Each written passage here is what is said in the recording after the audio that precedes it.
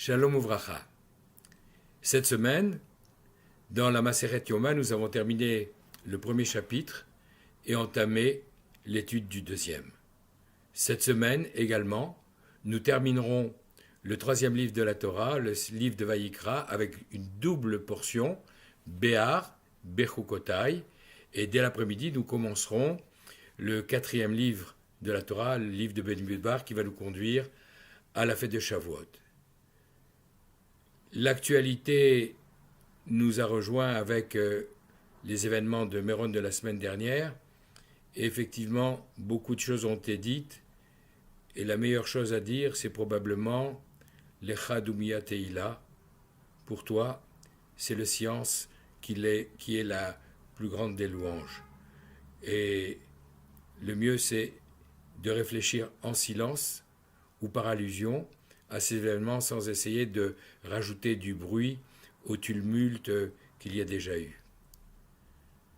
Dans la paracha de Béar, qui nous parle de la Shemitah de l'année sabbatique qui s'annonce dans quelques mois, et du jubilé, il y a une allusion naturellement au jour de Yom Kippour, puisque une fois tous les 50 ans, le jour de Yom Kippour, pour proclamer la liberté de ceux qui avaient besoin d'être affranchis et le retour des terres à leurs propriétaires initiaux, alors il y avait le jubilé avec le jour de Yom Kippour, la sonnerie du shofar, Ve'avarta shofar, tu feras passer le shofar, et c'est d'ailleurs de ce texte, et en le rapprochant de l'injonction qui est faite de sonner le shofar à Rosh Hashanah, que l'on apprend comment se passe et avec quel instrument ces sonneries se réalisent.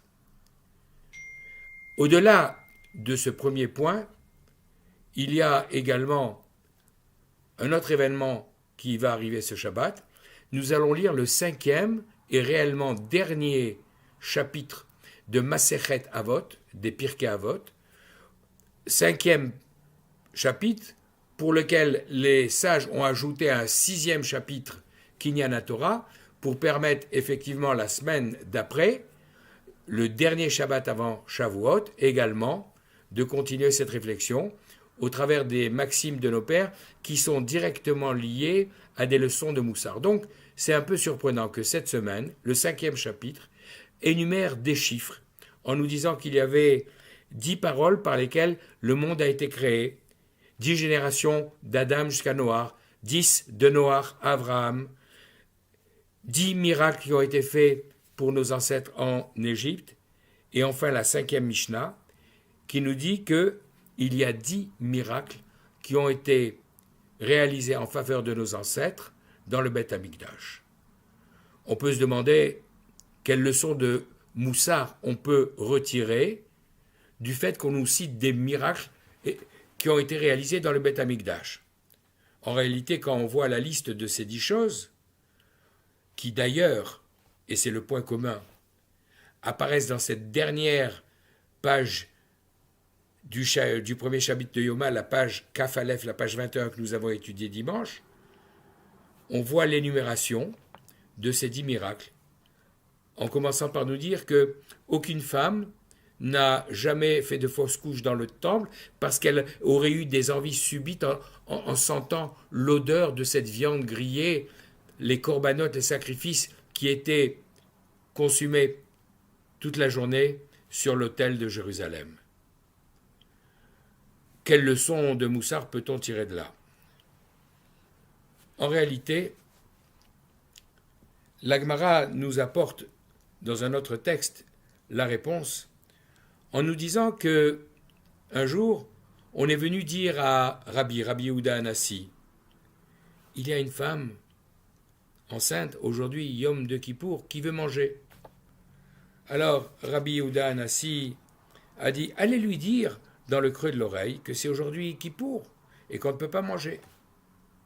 Ça a calmé sa faim.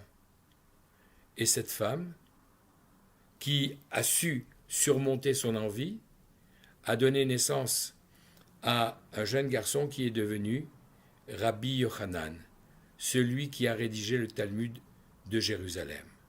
Ce qui nous montre que la maîtrise de ces pulsions, de cette envie, lorsqu'elle a été réalisée par cette femme, a permis l'arrivée dans ce monde d'une âme, d'une élévation tellement exceptionnelle. La Gemara continue, cette Gemara continue en nous citant un deuxième cas d'une femme qui, elle, va également enceinte le jour de Yom Kippour avoir une envie, à qui on viendra dire la même chose, mais qui ne surmontera pas ses pulsions, et à qui on sera obligé, parce que c'est Pikuach Nefesh, une question de vie ou de mort, de lui donner à manger. Malheureusement, l'enfant qui naîtra de cette femme ira sur un chemin qui n'est pas le bon. Alors, c'est ce qui permet de dire à Rabbi Eliaou, le Gaon de Vilna, une allusion qu'il voit dans le dernier verset de la parachate Shemini qui nous parlait des animaux purs et des animaux impurs. Quand la Torah nous dit « L'avdil ben tamel ou les ben ataor », faire la différence entre l'animal qui est pur et l'animal qui est impur, effectivement, Rashi est étonné, on nous a déjà donné tous les critères, alors quoi, on nous reparle de faire la différence entre une vache et un âne, on a déjà vu comment les différencier. Mais en réalité, c'est d'autres choses, et je vous renvoie à Rashi sur place, dont on nous parle, et le pasouk termine en nous disant de manière surprenante, Ben achaya nechelet, entre l'animal sauvage qui peut être consommé, ou ben achaya, asher loteachel, et cet animal sauvage toujours, qui ne pourrait pas être consommé. Là aussi, on est un peu surpris, parce qu'on a déjà eu les critères, on vient d'être étonné qu'on nous le répète, et on vient une troisième fois. Et le Gaon de Vilna nous dit, le mot chaya ne veut pas dire simplement femme, veut pas seulement dire animal sauvage, mais veut dire également chaya yoledet, une femme qui donne la vie, une femme qui accouche, et donc faire la différence entre une femme enceinte, une femme qui doit accoucher, donner la vie, qui ne mangera pas le jour de Kippour parce qu'elle saura surmonter son envie, et celle qui, au contraire, n'arrivera pas à se maîtriser, mangera, et on peut voir au travers des enfants auxquels elles vont donner naissance la différence, les avdil, faire la différence entre l'un et l'autre. Alors, cette Mishnah de Pirkei Avot, on la retrouve citée justement dans la Gemara Yoma, étudiée à la page 21 cette semaine, le dimanche. Et avant de la citer, comme par hasard, comme si le hasard existait, on commence par le 8e des 10 cas de la Mishnah, en nous disant que dans le Beth Amikdash, pour les fêtes, les Juifs étaient tellement nombreux à venir dans les fêtes de pèlerinage au Beth Amikdash, qu'y compris dans les 11 amot, les 5 mètres et demi qui se trouvaient au-delà du Kodesh HaKodashim, derrière sur l'esplanade, les gens se regroupaient là-bas. Et même s'ils étaient extrêmement nombreux, Omdim Tsefufim, lorsqu'ils étaient debout, ils étaient serrés, à tel point que Rashi nous dit Tsfufim, ça vient du mot tsaf, qui veut dire flotter. Ils étaient tellement serrés que leurs pieds ne touchaient plus le sol et qu'ils étaient portés par la pression de ceux qui se trouvaient à côté d'eux. Et lorsque, le jour de Kippour, ils devaient se prosterner à chaque fois que, à 5 reprises, le Kohen Gadol prononçait le nom ineffable de Akadosh Baruch Hu, Mishtachavim Revachim. Ils se prosternaient en étant à l'aise, c'est-à-dire en ayant Arba Amot, 2 mètres de tous les côtés. Là, alors on ne comprend pas. Effectivement, c'est un miracle. Mais quand ils sont debout, ils sont serrés. Et quand ils se prosternent, ils sont au large, avec de l'espace entre l'un et l'autre. On apprend 2 choses. La première, c'est que si chacun campe sur ses positions, se tient bien droit, veut être moi, avec un ego surdimensionné, c'est Foufim. Alors il y a cohue. Il y a beaucoup de gens qui se bousculent au portillon. Il y a beaucoup de gens qui veulent être le chef ou le calife à la place du calife. Et là, il y a de la place pour personne. Par contre, si les gens savent se prosterner, savent se rabaisser, savent faire de la place à l'autre, alors au contraire, tout le monde se trouve au large. La deuxième leçon, c'est que le jour de Yom Kippour, lorsque les Juifs se prosternaient en entendant le nom divin, ils faisaient le vidouille. Ils récitaient la confession de leurs fautes. Et Akadosh Baruch Hu faisait ce miracle pour permettre qu'il y ait une distance suffisante entre l'un et l'autre pour que l'un n'entende pas la confession des fautes de l'autre. Même les jours de fête, lorsqu'ils étaient debout ou qu'ils avaient besoin de parler, il y avait ce même phénomène de distance, parce qu'à ce moment-là, les gens priaient, demandaient qui, la parnassa, l'autre des enfants, l'autre la santé. Et même ces dossiers personnels, Akadosh Baruch Hu voulait que chacun puisse le faire en toute discrétion. Il y a un deuxième épisode que l'on a vu plus tard cette semaine, à la page Kaf Gimel, à la page 23, où on nous dit qu'on a été obligé d'instituer un tirage au sort pour savoir quels seraient les Kohanim qui participeraient aux différentes actions accomplies dans le Beth Amikdash pour présenter les sacrifices. Et on nous cite deux cas.